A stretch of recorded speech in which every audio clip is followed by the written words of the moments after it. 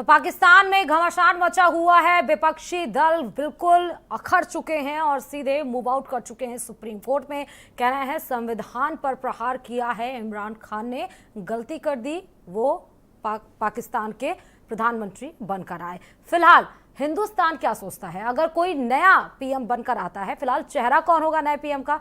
जो बन के आता है उससे भारत के संबंध कैसे होंगे? क्योंकि बाजवा राग अलापने लगे हैं कश्मीर का संबंधों को, जो गड़े हुए संबंध थे उन्हें छोड़कर आगे जैसे कि लाभप्रद संबंधों को देखिए बनाने के लिए। लेकिन अब ये देख रहा है कि जो बॉर्डर पे फिलहाल शांति है उस पर क्या अटैक होने वाला है जब कोई नया पीएम बनकर आएगा तमाम। और साथ ही ये भी बता दें कि जो करीबी लगातार बढ़ती जा रही थी, जो सड़क निर्माण के लिए तमाम बार इन्वेस्टमेंट करने के लिए वो कर्जे लेते गए पाकिस्तान चाइना से, अब चाइना भी अपने 25 बिलियन को मांगने के लिए तेजी कर रहा है। लगातार वो कह रहा है कि जो आपने कर्ज के रूप में लिया था उसको वापस तो करिए, सरकार जाए या ना जाए। तो ये तमाम देखिए आर्थिक और सामाजिक और राजनीतिक दृष्टि से किस प्रकार पाकिस्तान पर प्रहार हो रहा है और इससे कैसे पाकिस्तान की आवाम निकल के आ पाएगी वो अब देखना होगा। तमाम गेस्ट देखिए हमारे साथ मौजूद थे, लेकिन अब मैं आती हूं कर्नल साहब आपके पास।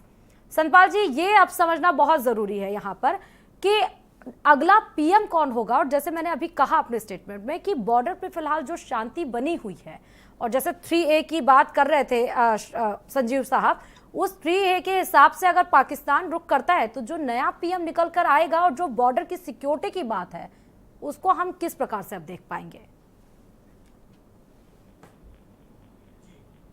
देखिए, जो कल स्टेटमेंट दिया है पाकिस्तान आर्मी चीफ ने, हाँ, जनरल बाजवा ने, हाँ, उन्होंने दो चीजें बड़ी साफ की हैं।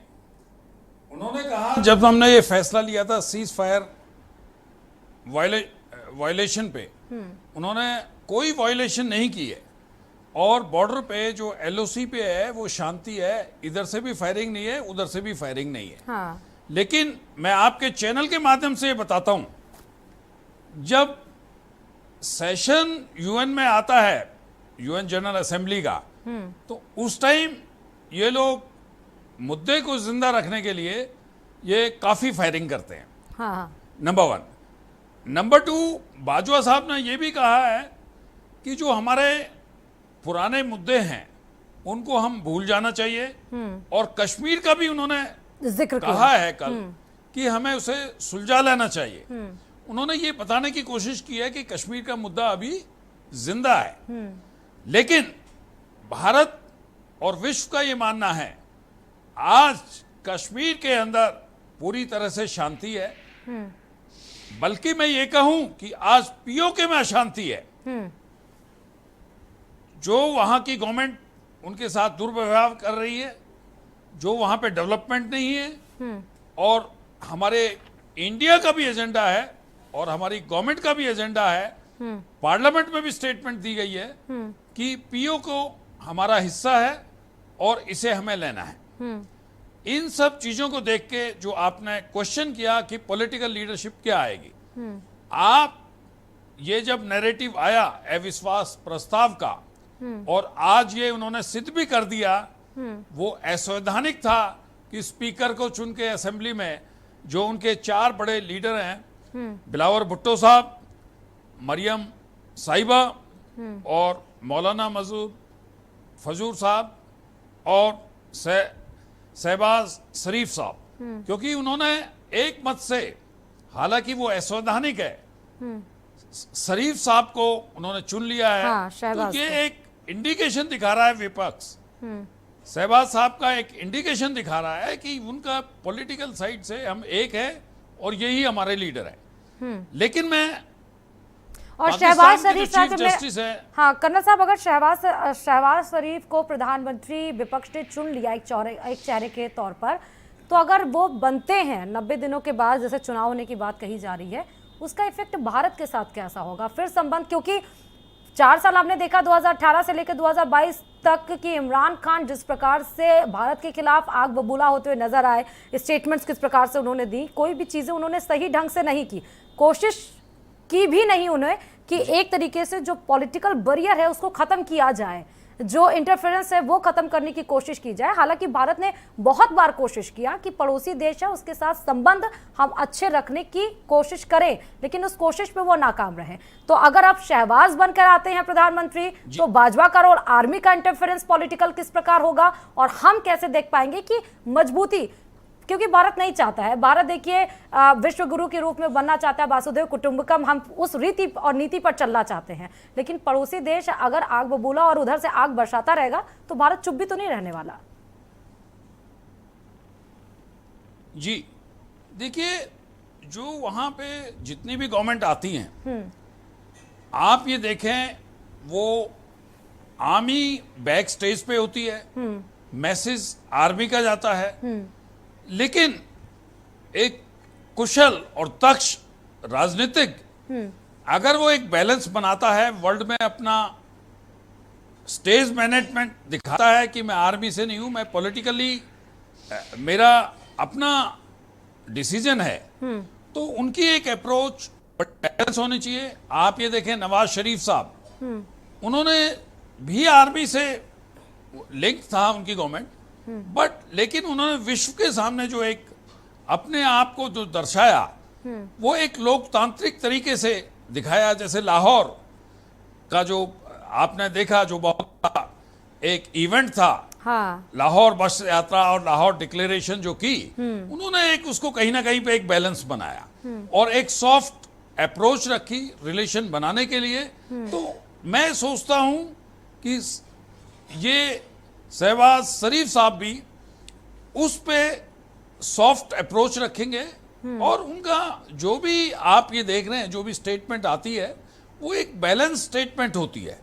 तो ये एक जब भी जितने भी उनके विपक्ष के पार्टियां हैं, इसलिए उन्होंने उनको एक आगे किया है कि उनके अंदर एक लीडरशिप है, एडेप्टिबिलिटी है, अप्रोच है, विजन है और एक बैलेंस पर्सनालिटी है।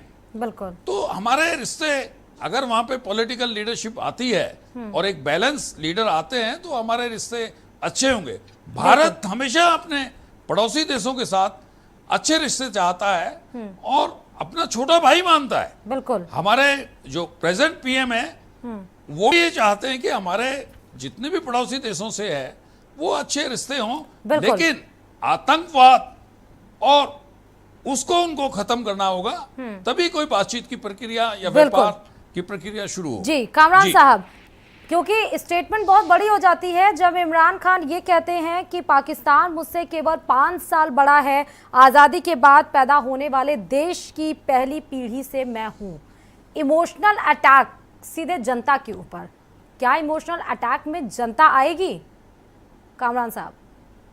देखिए, जनता तो उनके 2018 में गलती से आ गई थी, क्योंकि उनके पास भी इन प्रोपोजिशन को जो पहले हम हुकूमतों को जो है वो आजमा चुके थे, उनसे कोई बन नहीं पाई उस तरह से बात जिस तरह से पाकिस्तान के अंदर चाइल्ड लेबर है, बहुत सारे इश्यूज हैं, न सिर्फ पाकिस्तान में है बल्कि इस रीजन के अंदर, इंडिया के अंदर भी बहुत सारे मसाइल हैं। तो उन्हें को हल करने के हवाले से कुछ हुकूमतें जैसे डिलीवर नहीं कर पाती, तो उनके पास वाहिद ऑप्शन इमरान खान था।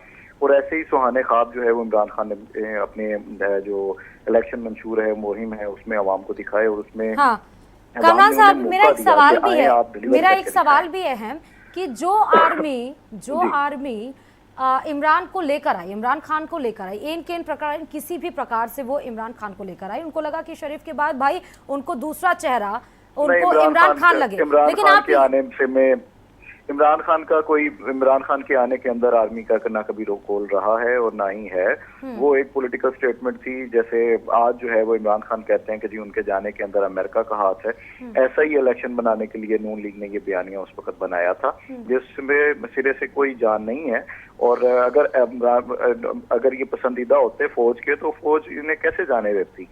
वो अगर मुदाखलत चाहती है तो आपको भी पता है कि आर्मी और इदारे कितने मजबूत हैं।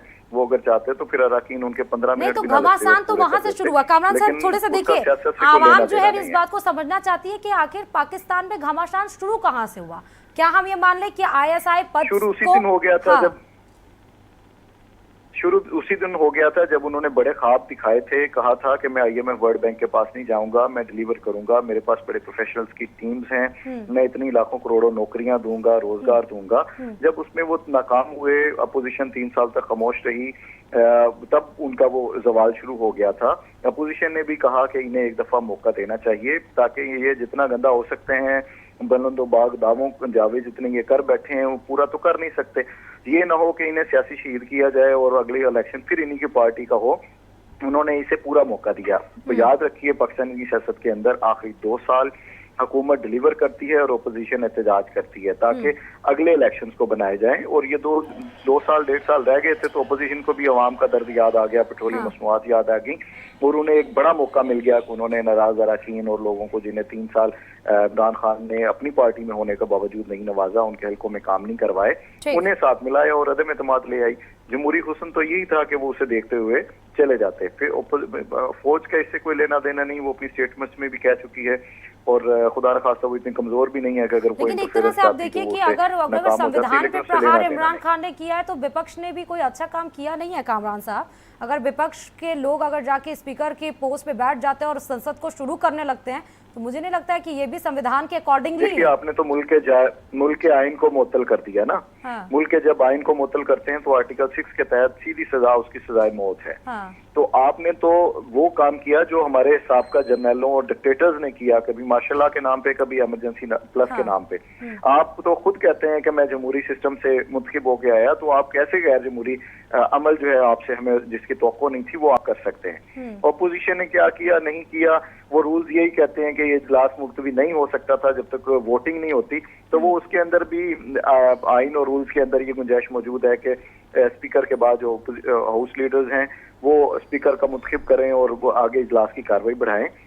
तो उन्होंने उसी को किया। अब बहरहाल हमें नजरें जो है वो सुप्रीम कोर्ट की तरफ रखनी चाहिए कि सुप्रीम कोर्ट जो है वो इसके ऊपर डिसीजन क्या देती है, क्योंकि वाहिद वही इदारा है जो जहाँ पे आइन कंफ्यूज हो तो उसे उस चीजों की तशरीह कर सके और आगे तमाम लोगों की रहनुमाई। बिल्कुल बिल्कुल। PM त्रिपाठी साहब, देखिए मैं आपके पास आती हूँ ये सवाल लेते हुए कि इमरान खान का एक स्टेटमेंट आया कि अमेरिका का हिमायती बनना मुशर्रफ की सबसे बड़ी गलती थी और आज़ाद विदेश नीति का मैं हिमायती हूँ। तो अब ये सवाल उठाना कि US अमेरिका ये चाहती है कि वो हट जाए, वो हटने के बाद जो संबंध तोड़ने की बातें कह रहे हैं वो फिर नहीं होंगी, तो ये बात मुझे समझ में नहीं आ रही है। नहीं, आप ठीक कह रही हैं, आपको समझ में नहीं आ रही है और आना भी नहीं चाहिए, क्योंकि आपका ये जो एक सवाल था कर्नल साहब से कि साहब कोई अगर नया प्राइम मिनिस्टर आएगा तो भारत के साथ उसके रिश्ते क्या होंगे और किस तरीके से हमारा एक फॉरेन पॉलिसी या कनेक्ट बनेगा पाकिस्तान के साथ। आप ये अच्छी तरह से समझ लीजिए कि पाकिस्तान में कोई भी प्राइम मिनिस्टर आ जाए, वो कितना भी पॉपुलर और मेजॉरिटी वाला हो, वहाँ की फौज जब तक नहीं चाहेगी, ISI जब तक नहीं चाहेगी, आपके उनसे रिश्ते अच्छे नहीं हो सकते, सुधर नहीं सकते। सारी दुनिया में जो देश है हमारे जैसे मुल्क हैं, हम लोग एडमिनिस्ट्रेटिव रिफॉर्म्स की बात करते हैं, फाइनेंशियल रिफॉर्म्स की बात करते हैं, जुडिशियल रिफॉर्म्स की बात करते हैं, उनके यहाँ सबसे पहले मिलिट्री रिफॉर्म्स की ज़रूरत है। आप ये समझ लीजिए कि ऐसा नहीं है कि आज इमरान खान ने कह दिया कि हमें एक आज़ाद फॉरेन पॉलिसी चाहिए और हम अमेरिका से एक अलग खुद मुख्तार मुल्क होकर के अपना वजूद बना करके दिखाएंगे। ये पॉसिबल नहीं है। उनके पास कहने के अलावा कुछ है नहीं। आज अमेरिका ने उनको दरकिनार किया है। हाँ। पाकिस्तान ने थोड़ी अमेरिका को दरकिनार किया है। हाँ। अमेरिका समझ गया कि पिछले 20, 25, 30 सालों में इन्होंने टेररिज्म के नाम से लड़ने पर हमसे जो लाखों करोड़ों अरबों रुपया लिया, हमसे आर्म्स एम्युनिशन लिए, हमसे हर तरीके की मदद ली और हमको ही ठगते रहे, हमारे ही खिलाफ साजिश करते रहे और जिसका नतीजा अंततः अफगानिस्तान में अमेरिका को दिखाई दिया कि किस तरीके से अमेरिका को भागना पड़ा, तालिबान आया और उसके पीछे पूरी अमेरिका ने ये देख लिया कि पाकिस्तान, उसकी फ़ौज, उसका इस्टेब्लिशमेंट, उसका पॉलिटिकल सेटअप ये जिम्मेदार है। तो आज अगर कल को कोई नया चेहरा आ भी जाता है तो जब तक वहाँ की डिफेंस, वहाँ की मिलिट्री, वहाँ का जो डीप स्टेट नहीं चाहेगा तब तक हमारे क्या दुनिया के साथ उनके रिश्ते सुधर नहीं सकते। चाइना के साथ उनके रिश्ते क्या होंगे, अमेरिका के साथ क्या होंगे, भारत के साथ क्या होंगे, सारी दुनिया के साथ क्या होंगे, ये दरअसल वहाँ का डीप स्टेट तय करता है। हाँ, कभी कभी जब होता ये है कि एक डेमोक्रेटिक प्रोसेस से जो इलेक्टेड होकर के या हम लोग के यहाँ जो इलेक्शंस के ज़रिए चुन करके लोग आते हैं, जब वो थोड़ा सा फ़ौज से अलग स्टैंड लेने लगते हैं किन्हीं भी वजहों से, वो अपने सियासी वजहों से लें या अपने आप को बड़ा कद बनाने की कोशिश करें, तो वो फ़ौज के सामने सरवाइव नहीं कर पाते हैं। और भुट्टो से लेकर के इमरान खान तक उसकी नज़ीर न जाने कितनी, ज़ियाउल हक, मैं आपको नाम गिनाते गिनाते थक जाऊंगा, पिछले 50 सालों में जिसने भी फ़ौज से वहाँ पर अलग स्टैंड लेने की कोशिश की, फ़ौज से टकराने की बात नहीं कर रहा हूँ, टकराना तो असंभव है, नामुमकिन है। अगर फ़ौज से आपने अलग स्टैंड लेने की कोशिश की तो एक बार, दो बार, तीन बार, Obviously, चार उसकी बार बानगी भी फौज हम देख रहे हैं ना। ट्रायल करती है और फिर देर से फौज से विचार जी, अगर नहीं बिल्कुल, मिल पाए इमरान खान के, तो हमने देखा ना कि आज स्थिति क्या है इमरान खान की। हालांकि कामरान साहब ये कह रहे थे, हाँ, आप देखिए पीएम नवाज साहब, शरीफ, देखिए कामरान साहब ये कह रहे थे कि पॉलिटिकल इंटरफेरेंस देखिए आर्मी का था नहीं जब वो गद्दी पे आए थे इमरान खान। आपको ये सही लगता नहीं, है? मैं इससे सहमत नहीं हाँ, हूं। मैं भी सहमत आप नहीं हूं इस बात से। बिल्कुल, आपको पाकिस्तान का पिछला इलेक्शन अगर आप देखेंगी सर, तो आपका अगर सहमत होना जरूरी भी पाकिस्तान नहीं है की आर्मी इसके नहीं लिए। चाहती तो इमरान खान यहाँ पर आ ही नहीं पाते। लेकिन और ये कामरान शहबाज साहब, शरीफ ये तो विश्व तो ये प्रसिद्ध है, हमेशा से ये सिर्फ भारत पाकिस्तान ही की नहीं तो आर्मी विश्व के बड़े प्रसिद्ध है मुखालिफ रहे हैं। कि पाकिस्तान में पाकिस्तान में रूलिंग गवर्नेंस, पार्टी नहीं बनना रूलिंग चाहिए गवर्नेंस उसमें। भले वो पीएम को एक चेहरा, एक मोहरे के रूप में सेट किया जा रहा हो, लेकिन चाल तो वहाँ की आर्मी चल रही है कामरान साहब। ऐसा हरगिज नहीं है। अब मुझे वहाँ बताइए की- कि ये अरकान हाँ, जो कामरान नाराज साहब हुए तो- हैं, उन्हें क्या किसी ने कॉल किया है या आर्मी ने कहा है या इदारों ने फोन किया है कि नहीं जी आप इस साइड पे आ जाएं, अपोजिशन के साथ मिल जाएं? किसी एक ने भी आपको कहा है? तो फिर आप कैसे इल्जाम लगा सकते हैं? नहीं, ये तो वही लोग ISI हैं, पद हर एक भी की तो है कहानी ना, को कामरान पूछिए। साहब। किसी ये यूनिवर्सिटी सब के लिए बातें पैसे घमासान नहीं तो मिले, वहीं से किसी शुरू को होगा, अपने कामरान पब्लिक साहब, डोमेन में कामरान के लिए साहब, पैसे नहीं घमासान मिले, तो वहीं से किसी शुरू को हो गया। वहाँ पे देखिए, इक़्तिदार की बूंद थी कामरान तो साहब वो नहीं ऐसा मिला। है, नहीं मेरी साहब, कामरान साहब मेरी एक जी, गुजारिश है मुकम्मल आपसे, करिए। मैं आपसे ये रिक्वेस्ट कर रहा हूँ कि जो इस तरीके की बातें होती हैं, जैसे आप कह रहे हैं किसी ने उनको फ़ोन किया या किसी ने उनको बताया, ये सारी बातें पब्लिक डोमेन में नहीं होती हैं, करेक्ट। ये हमारे आपके सामने नहीं होंगी, सर, हो जाती ये हैं, आपके पाकिस्तान है। जर्नलिज्म में जो यहाँ लोग पे हैं जब उनको नहीं माजी के बताया अंदर हुई जाए। तो वो हाँ, कभी ये आपको महकमा 2 साल इजरात बाद और कभी पता मुख्तलिफ चलेंगी, नामों से हुई। ये आपको ये 2 चीजें साल पब्लिक बाद हो पता जाती चलेंगी, हैं। 3 साल बाद पता चलेंगी, नहीं, या अभी ऐसा हुकूमत नहीं में है। जब ऐसा बदलाव आ अगर जाएगा होता तो तब ये पता जरूरत ही ना होती। चलेंगी। आज के दौर में किसी ये- भी देश में, बिल्कुल। किसी भी देश में जो डीप स्टेट है वो क्या कर रहा है ये उस वक्त नहीं पता चलता है, उसके अगले साल, ये उसके पता 1 साल, चलता 2 है साल जब के बाद, हुकूमतों बिल्कुल में बदलाव हो जाता क्योंकि है। संजीव जी नहीं पता था ना कि तो जो आप ये सरकार समझ ये कह के लीजिए आ कि रही है हम कि वो और आप नया पाकिस्तान उसी- स्टैब्लिश कर देगी और जनता उसके ऊपर सहमति बनाई, और साथ ही विपक्ष भी एक मौका देके आया। किसी को नहीं पता था कि 2018 में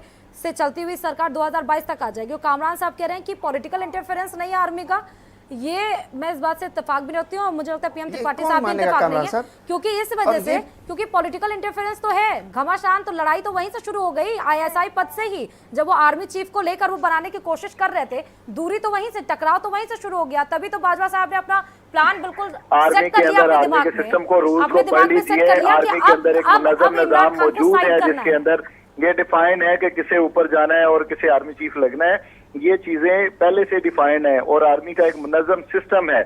वजीर आजम इमरान खान भी कह चुके हैं कि मैं अगर किसी को लगाना भी चाहूं तो नहीं लगा सकता, क्योंकि आर्मी के अंदर एक मुनज़्ज़म चेन सिस्टम बना हुआ है प्रमोशन का और चीजों का। वो सिर्फ आखिरी एक मोहरे की तरह एक मतलब साइन आपके करते कहने का हैं मतलब ये और कामरान वो ज्यादा साहब की से ज्यादा पॉलिटिकल एक आधे बंदे इंटरफेरेंस को नहीं है आर्मी का, पाकिस्तान में पॉलिटिकल इंटरफेरेंस नहीं है आर्मी का, आप ये कामरान कहना मैं साहब, मैं मानने एक के लिए सवाल मैं अब आपसे तैयार नहीं पूछना हूँ कि चाहूंगा। कम कामरान ये साहब, तरीके अदम एतमाद में अगर आप कहें कि एक पॉलिटिकल सवाल आप इंटरफेरेंस आपसे में अगर आप इजाजत शामिल हो थी किसी कामरान तरह से साहब, भी, तो मैं एक नहीं सवाल- मानने कामरान के लिए साहब, तैयार। पीएम त्रिपाठी साहब जी, आप पूछिए। एक देखिए एक सवाल पूछना नहीं, चाहते हैं एक मिनट, मैं आगे मुझे भी संजीव जरा जी, उसके मौका बाद मैं दे। आपसे आती हूँ, आपके पास आप मुझे सिर्फ एक सवाल का जवाब दें कामरान साहब। सारी दुनिया में जहां डेमोक्रेटिक सेटअप है, जहां डेमोक्रेटिक गवर्नमेंट्स हैं, जहां डेमोक्रेटिक कंट्रीज हैं, वहां पर सिविल डेमोक्रेटिक इलेक्टेड गवर्नमेंट सारे फैसले लेती है। आप कह रहे हैं कि इमरान साहब ने खुद ये कहा है कि वहाँ का एक रूल है जो फौज तय करेगी किस तरीके से वहाँ पर हम किसको अपॉइंट करेंगे, अगर मैं चाहूँ भी तो नहीं कर सकता। यानी क्या आप ये मानेंगे कि वहाँ पर फौज से जुड़े हुए डिसीजंस भी वहाँ की सिविल डेमोक्रेटिकली गवर्नमेंट नहीं इलेक्टेड ले गवर्नमेंट सकती नहीं लेती है? करेक्ट। देखिए आप रूल्स मैं होते हैं हाँ हर या जगह ना में पे, जवाब। सर्विस रूल्स होते हैं और ये स्ट्रक्चर डिफाइन होता है। अगर ये बदकिस्मती से अगर इंडियन आर्मी में नहीं है तो उसमें हमारा कसूर नहीं है, लेकिन ये होगा वहाँ पे भी। नहीं, ये बदकिस्मती ऐसा नहीं नहीं होता है, कि ये आप हमारी एक बंदे को खुशकिस्मती सिपाही खुशकिस्मती भर्ती नहीं है। करें और है। फौज फौरी उसे हमारी आर्मी चीफ लगा खुशकिस्मती दे, है, उसका एक हमारी मुनज़्ज़म निज़ाम दुनिया में मौजूद होता सबसे है। अच्छी फौज वो है, रिकमेंडेशन कामरान आखिरी साहब, एंड पे फौज है, आखिरी सबसे एंड पे डिसिप्लिन वजीर फौज आज़म है। के बखूबी आज पास तक जाते हमारी हैं, फौज ने और people वही elected उसका देखिए, फैसला करते हैं। कामरान लेकिन वो साहब, रिकमेंडेशन जहां पर भी यकीनन आर्मी people के elected मुनज़्ज़म elections निज़ाम होते से हैं। निकल के आती हैं। बावजूद हमारी हाँ। फौज ने कभी भी सियासी मामलों में कोई मुदाखिलात नहीं किया। बिल्कुल, और जहां पे हमारी भी फौज people elected हमेशा elections डेमोक्रेसी को होते हैं, रिस्पेक्ट आपकी करती फौज है। ने वहां पर किया जो क्या है? सत्ता में पहले आता है, मुदाखलत उसके नहीं पास की, बहुत तो कोई सीजन दफाई पास होता निज़ाम है। को फिलहाल प्रोफेशनल संजीव जाके सलूट ठीक कर करते लिया है। ठीक। प्यारे शहर तो उन्हें उड़ाने नहीं आते, आपने जंगों में भी हमारी देख लिया फौज- उनकी ठीक है, कारकर्दगी क्या संजीव रही। जी। फौज पर चले बहुत उन्हें नाज कहीं है कामरान साहब, कहीं प्रियंका साहब, सियासत आप में ही दोनों आ को जाए, रोकना वो कुछ चाहूंगी, और नहीं कर प्लीज। सकते कम अज कम। संजीव जी देखिए, अब ये देखिए, है कि मैं- कामरान, अब इमरान खान के पास प्लान बी क्या है और अब आगे की स्ट्रैटेजी क्या होगी, क्योंकि अब यहाँ पर सवाल ये उठता है कि पाकिस्तान जो गर्त में जा चुका है आर्थिक दृष्टि से, राजनीतिक दृष्टि से, सामाजिक दृष्टि से, अगर आप देखें विदेश नीतियों से भी उसके मामला फिलहाल अच्छे नहीं है। चाइना भी अपने पैसे $25 बिलियन जो दे चुका है, वो भी मांगने की 25 बिलियन वो भी मांगने की कवायद शुरू कर चुका है। तो अब पाकिस्तान इस केस में कहाँ पर स्टैंड कर रहा है और कैसे अपने आप को कैसे मजबूत करेगा वो, और प्लान बी फिलहाल आज के रिएक्शन से ये समझ में आ रहा है कि कोई तो दिमाग में साजिश जरूर चल रही है इमरान खान के। देखिए, एक बात मैं कहूंगा कि पाकिस्तान के जो सिविल मिलिट्री रिलेशंस हैं उसके बारे में कोई बहस का कोई अब अर्थ नहीं है, और ये कहना कि उसमें कोई इंटरवीन नहीं करता, हाँ। ये मुझे लगता है कि तथ्यों को भटकाने वाली बात है। हाँ। पाकिस्तान में 3 तख्ता पलट हो चुके हैं जो कि सफल तख्ता पलट थे। अटेम्प्ट्स कई हुए हैं, कई हुए, लेकिन उसमें से 3 सफल हुए, और वो दशकों तक पाकिस्तान सैनिक शासन में रहा है। और अभी अगर आप वर्तमान के घटनाक्रम की बात कर लीजिए तो लगातार पाकिस्तान के इमरान खान जनरल बाजवा से, वहाँ के डीजी ISI से लगातार वो बैठकें कर रहे हैं। वो किस बात के लिए बैठक कर रहे हैं? क्या वो मिलिट्री रिलेशंस की डिस्कशन कर रहे हैं अभी? कामरान साहब ये बताएंगे।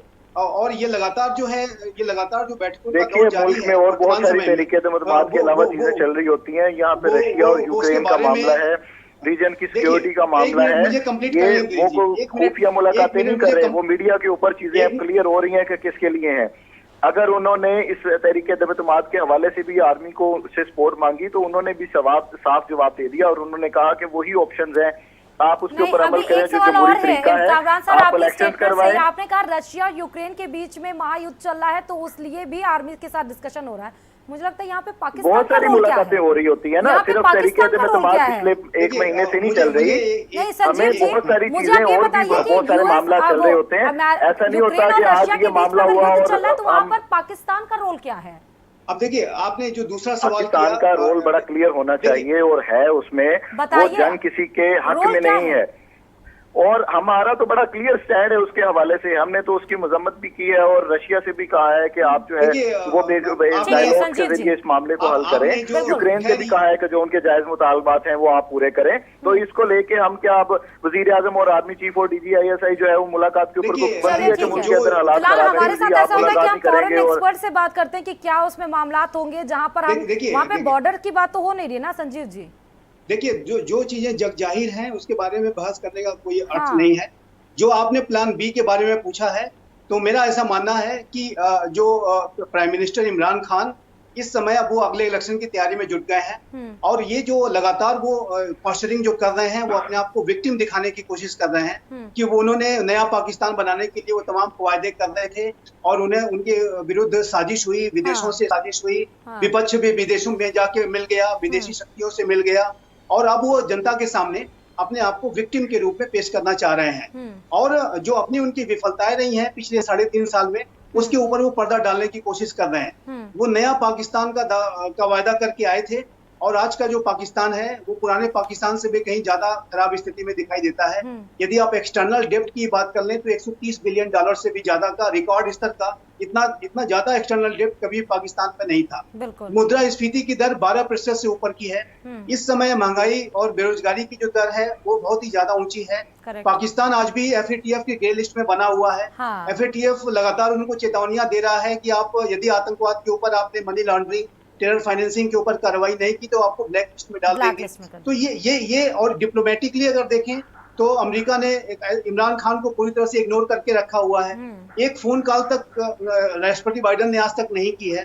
तो ये आप अगर देखिए तो प्राइम मिनिस्टर इमरान खान की जो विफलताएं रही हैं आर्थिक मोर्चे पे, भारत के खिलाफ उन्होंने लगातार दुष्प्रचार करने की कोशिश की, उसमें भी कहीं सफलता नहीं मिली। अब चाइना भी अपने पैसे मांग रहा है, अमेरिका ने उसका साथ छोड़ ही दिया है, तो हर जगह से तो वो विफल साबित हुए हैं। Correct. और जाहिर है कि जब उनकी जो विफलताएं इतनी ज्यादा रही, कि जनता में असंतोष बढ़ा और जनता का असंतोष को एक्सप्लॉइट करते हुए पिछले जो है लगभग 1.5 सालों से पाकिस्तान डेमोक्रेटिक मूवमेंट खड़ा हो गया। हाँ। अब उनकी स्थिति इतनी ज्यादा खराब हुई, विफलताएं इतनी ज्यादा है कि अब आर्मी ने भी अपना जो पाकिस्तान के जो वास्तविक शासक हैं, जो वहां की आर्मी और ISI है, उन्होंने भी अपनी बैकिंग खत्म कर दी है। बिल्कुल। तो अब उनको जाने के सिवा कोई चारा नहीं है। बिल्कुल। और ऐसे में अगर वो लड़ाई लड़ रहे हैं तो वो अपनी जाहिर है कि आने वाले समय में उनका संकट और बढ़ेगा। अब ये देखना होगा कि सुप्रीम कोर्ट वहां का क्या निर्णय देता है। क्या निर्णय लेकिन देता है? लेकिन बिल्कुल। सुप्रीम कोर्ट पूरे इनकी ये डिसीजन जो आज की जो कार्रवाई हुई है, यदि उसको वो पूरी तरह से दरकिनार कर देता है तो फिर वोट में जाना पड़ेगा और ऐसे में उनकी सरकार गिरेगी और इमरान खान का जो राजनीतिक संकट है, उनका जो राजनीतिक भविष्य है, वो और अधिक दलदल में चला जाएगा, गर्त में जाएगा। बहुत बहुत शुक्रिया आप सभी मेहमानों का हमारे साथ जुड़ने के लिए इस चर्चा में और तमाम प्रश्नों के जवाब देने के लिए। लेकिन देखिए, पाकिस्तान में घमासान मचा हुआ है। अब आप ये सोच रहे होंगे कि हिंदुस्तान को इससे क्या फर्क पड़ता है। बहुत फर्क पड़ता है, क्योंकि पड़ोसी मुल्क है और हिंदुस्तान से ही निकल कर गया हुआ है। पाकिस्तान में नया PM जो बनकर आता है, वहां पर पॉलिटिकली आपके रिश्ते किस प्रकार मजबूत होते हैं, बॉर्डर इंटरफेरेंस किस तरह होता है, जो डीप वहां पर रोल निभा रहा है आपका आर्मी, वो किस तरीके से वहां के प्रधानमंत्री साहब उसको मैनेज करते हैं। ये तो नहीं कह सकते हैं कि उसके ऊपर ओवर रूल करेंगे, लेकिन हाँ ये जरूर है कि साइमल्टेनियसली, मतलब बराबर से सहमति बनाते हुए वो किसी भी प्रकार से नजर ना उठाए। क्योंकि बाजवा पहले ही इंगित कर चुके हैं, भले वो कह रहे हो कि पुरानी जड़ों को हम खत्म करना चाहते हैं, लेकिन वो पहले इंगित कर चुके हैं कि कश्मीर वाला मुद्दा अभी भी जिंदा है। इसीलिए भारत परेशान है और इसीलिए आज इस मुद्दे को हम चर्चा में शामिल कर पाए कि किस प्रकार से, देखिए, सत्ता को बचाने के लिए आप इन केन प्रकार और चाहे टोना टोटका जरूर कुछ कर ले, लेकिन 3 महीने में जो विक्टिम कार्ड खेला है इमरान खान ने, क्या वो विक्टिम कार्ड उनके हक में आएगा या फिर विपक्ष मारेगा बाजी? इस पर हम नजर जरूर बना के रखेंगे और खबरों के साथ फिर से लौटेंगे। देखते रहिए भारत समाचार।